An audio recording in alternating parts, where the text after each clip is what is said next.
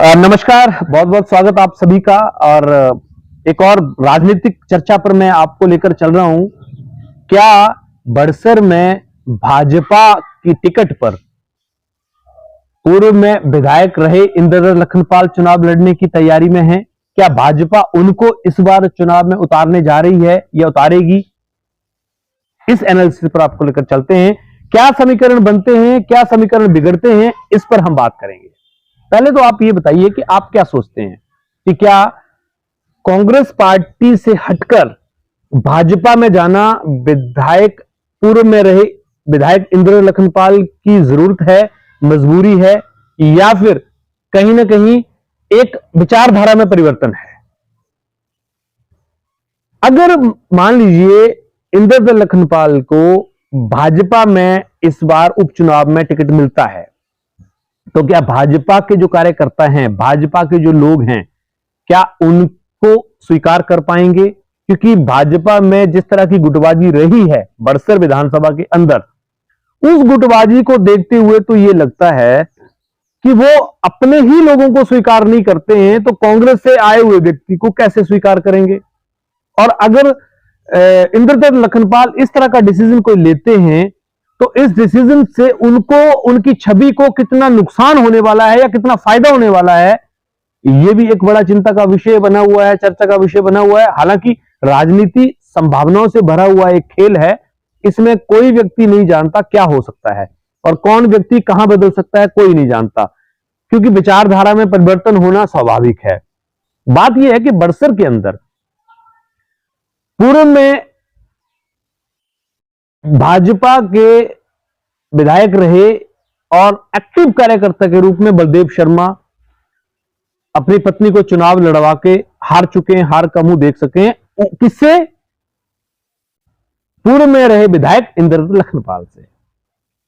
अब अगर इंद्रधर लखनपाल से उनकी पत्नी हारी हैं और लगभग 15,000 वोट से हारी हैं लगभग, तो क्या बलदेव शर्मा इंद्रधर लखनपाल को भाजपा में सरांखों पे बिठा पाएंगे?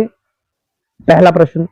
दूसरा, एक और कार्यकर्ता जो एक्टिव कार्यकर्ता के रूप में बड़सर में गिने जाते हैं, विनोद ठाकुर जी, क्या वह इंद्रधर लखनपाल को इस जगह पर स्वीकार कर पाएंगे? या फिर बड़सर में भाजपा के जितने कार्यकर्ता जो तन मन धन से भाजपा के साथ विरोध करते थे कांग्रेस पार्टी का, इंद्रधर लखनपाल का, क्या वो आज इंद्रधर लखनपाल को भाजपा में स्वीकार कर पाएंगे? ये बड़ा प्रश्न है।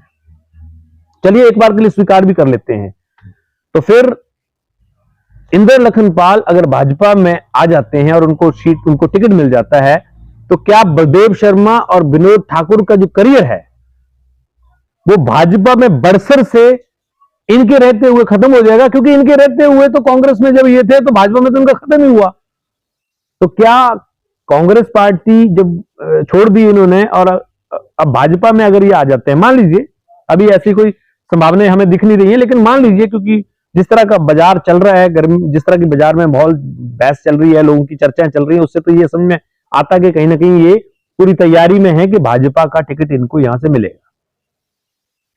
अगर ऐसा होता है तो बड़सर में क्या समीकरण बनेंगे कांग्रेस पार्टी और भाजपा के बीच में, ये अब देखने वाली बात है। मुझे लगता है कि आने वाले 10 से 15 दिनों में ये चीजें क्लियर हो जाएंगी और 10 से 15 दिनों के अंदर ये चीज साफ हो जाएगी कि भाजपा और कांग्रेस के बीच में यहां क्या आपस में खींचतान होने वाली है और कार्यकर्ता क्या करेंगे, कार्यकर्ताओं का कैसे मनोबल बढ़ेगा, कैसे टूटेगा, कौन से कार्यकर्ता इंद्रधर लखनपाल के साथ अगर भाजपा जाएंगे तो कितने कांग्रेस के कार्यकर्ता उनके साथ चले जाएंगे और कितने कार्यकर्ता जो भाजपा के छोड़कर कांग्रेस में आ जाएंगे, कितने अंदर अंदर जो है वो क्या गुटबाजी चलेगी, ये बहुत ही एकदम जबरदस्त तरीके की राजनीति इस बार बन चुकी है।